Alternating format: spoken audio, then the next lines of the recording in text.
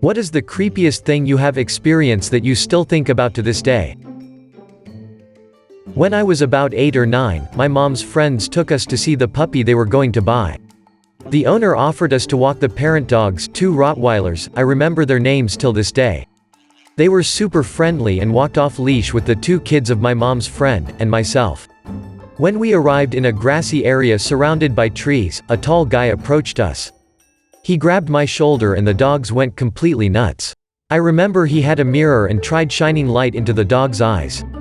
The mother dog stayed circling me while I ran to the house, and the other dog chased after this guy until he was gone. It was terrifying, but what really stands by me is that those dogs didn't know me from before, yet they protected me and my friends as if their lives depended on it. On a family vacation when I was a kid, renting a beach condo. The unit next door was a regular residence, and we met the family, nice people. They were leaving at the end of the week for their own trip, but the daughter had to work one more overnight shift as a nurse. The dad and the younger kids left that day, and the mother and daughter were going to leave the next morning and catch up with them. That morning, as we were packing up our own stuff to go home, we started hearing sirens out on the road in front of the condos. There were several emergency vehicles outside, and eventually an air evac helicopter landed on the road and took off with a gurney rolled out of the unit next to us. A while later, we got the story. The daughter had come home from her shift and found the mother beaten to death with a hammer or something similar. We hadn't heard or seen anything, even though we shared a wall. The creepiest part was that the officers found that the killer had accessed the house by the back porch door, facing the beach. The bedroom me and my brothers were sleeping in was down on the ground floor, with the same porch door leading out to the beach, only a few feet away from that same door and only separated by a waist-high rail. Talking about it later, we weren't even sure we had locked the door that night. I lived in a quiet, tiny military town for a few years. I'm from a big city, so you just lock your doors. Husband's unit deploys, and with that, 10 of the 12 units in our building are empty. It was me and one guy left. I locked my door religiously, but I remember one night I had come home and had stuff in my hands, so I just shut the door. A while later I heard people talking, so I got up just to check the door, immediately locked it and went back to whatever I was doing. Maybe an hour later I hear someone try my front door, knock and evidently walk away. I had a friend whose husband was not deployed. They lived in the building across from us, backyard that faced our front door. Called her and was like, "Hey, what's up? Is there someone by my door?" She said no, but her husband was gonna drive around the building to make sure no one was messing around out back. Back porches had no wall and ours backed up to the woods. All was good. Next day I run into my neighbor and he's upset and tells me someone robbed him last night. He had gone to the store and must have forgot to lock his door, so people walked in, unlocked the back door, drove around back and loaded every big piece of furniture he had. My wife and I went to CreepyCon in Knoxville this year to listen to one of our friends give a panel. On our last day in town we were meeting up with one of my wife's cousins for brunch. We're parking in a lot across the street when a guy walks up to me. He was trying to tell me to park on some side street because it was free, but my wife was already at the pay machine. Plus, I had already parked and really didn't want to risk a ticket on the word of a stranger. Well, he didn't really care about where we were parking, he just wanted to make some money. He had something he wanted to sell me and pulled a knife out. I stepped back and looked at my wife, who stayed back. "Don't worry, man, I'm not going to stab you. Do you want to buy this knife?" I told him that I didn't really want a knife and that we didn't carry cash. In his defense, he didn't stab me. So, I was about 12 at the time and it was around 2 a.m. one day and I was playing CS with friends. We're in a call as I hear a door slam, and it was quite a loud one, loud enough for me to hear through my headphones. I was freaked and just froze in my chair and took off my headphones, and then I heard footsteps. I was sure someone broke in or something, but I was too afraid to get out of my room. Everything was silence after a few seconds, and there was no one in our house. The door was locked as it was before, and it seemed like everything was back to normal, so I tell my friends I'm logging off and I tried to go to sleep. It took me ages before I could fall asleep, but eventually I did. The next morning, I tell my mom about what happened. Her face went white. She told me she had dreamed about my dad, and she told me the dream. He came to our house, slammed the door and woke her up with the sound of the slam. She was so excited to see him and she hugged him and kissed him, and they went into my room where they saw me playing video games, and my dad told her that I grew up so much and was really happy to see me. He taught me how to play CS when I was like 5-ish years old. My dad has passed away when I was 6. Heart failure. It's still creeping me out to this day. When me and my mom moved to a new house, she had some redecorating to do. One of the things she wanted to change was to get some new curtains for our bathroom. The curtains in there were torn, dirty, browned, and just ugly as fuck. So, she bought some new curtains. As she is quite short, she can't reach our attic, which is where she wanted to store the old curtains. It was rented so we couldn't throw them away, so I put the curtains into a box, then put them into the attic. The new curtains went up. All is good. The next day when I come home from school, the horrible, dirty curtains are back up in the bathroom. New curtains are nowhere to be seen. I asked my mom why she had changed the curtains back over. She was terrified, had no idea how it happened. Still bothers me to this day. Was shopping with my father and got in line to check out when he realized he forgot something and went to grab it. My 2-year-old daughter was looking at the candy when a man got in line behind me and said to my daughter, "Don't wander away from mom or someone like me will snatch you." He didn't say someone would snatch you, he said me. I grabbed my daughter and put her in the cart, and he just stood there, staring at her. I was about to leave when my father showed up and this man said, "Oh, you've got a big guy with you," got out of line and left. I felt for sure his plan was to try and take her when we got in the parking lot. I think my 6'4" father made him rethink it. I still think about that creepy guy. My brother had a party in college at his place on campus. They had trailers that were on campus and were a part of housing. There were a bunch of parties that night in that area. I was there for a little bit but was still in HS and had hockey practice in the morning, so had to get home earlier. My brother and his buddy were on the porch late at night, like 3 to 4 a.m., when in the distance, in the dark, they saw someone randomly running through the night with a football.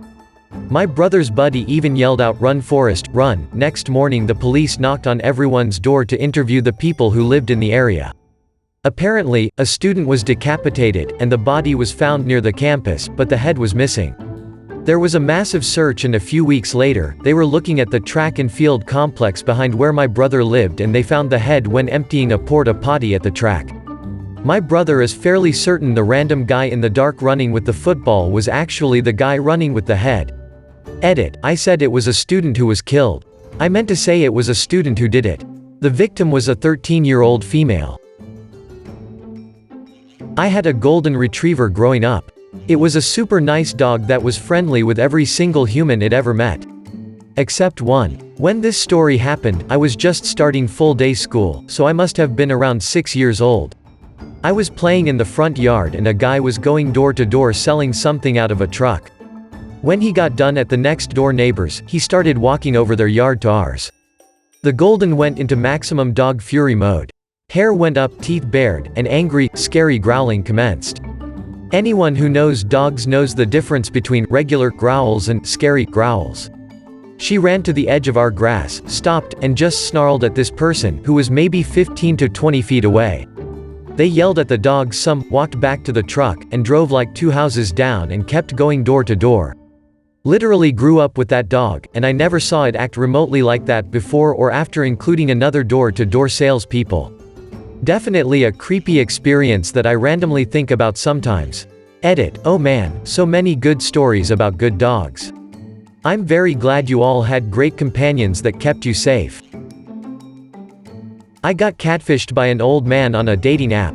I was in a lonely and quite vulnerable time within my life back then. I was looking for a good time and just wanted to be with someone. I was a bit shaken up for maybe a week after it happened, but I eventually got over it and moved on with my life. There was this young and really attractive dude, or so I thought, whose profile I came across. I was about 20 at the time. We spoke and we exchanged pics and messages. We planned to meet up. He gave me an address, and later in the day I took an Uber to that address. I was standing around for hours. It was really dark and was getting late in the night. I had previously knocked on the door of the address, then resorted to standing around near the address to see if I'd get a message or response. Nothing. I sent him so many messages with no responses and I was disappointed, but I didn't give him trouble about it. More so disappointed about the wasted Uber money than I was with him because it wasn't exactly the cheapest ride there and back. The next day, on the dating app I was using, he sent me some story about something happening with someone in his family. I don't exactly remember it, but thinking back I can't believe I actually believed him when he told me. I felt so stupid. That same day as we're talking, all is forgiven and we chalk it up to sometimes shit just happens and we plan to meet up again at a much earlier time. I came to the same address. As I'm knocking on the door, I don't get a response and I look around. But this time, I see an old man sitting in a black car across the street from the house and he's just staring at me. He was staring as if I was candy that he just couldn't resist, and he just had to have me. I waited around a bit longer. The old man is still there just staring at me and I get a little uncomfortable and worried. That's when it hit me, he was the young and really attractive dude that I'd been talking to this entire time. I didn't know what to do upon the realization, but I wasn't going to confront him. I remember being so fucking angry followed by sadness.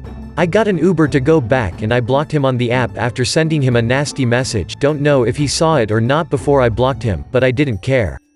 But he didn't stop there, he followed the Uber that I was in. I kept a watchful eye out for his car.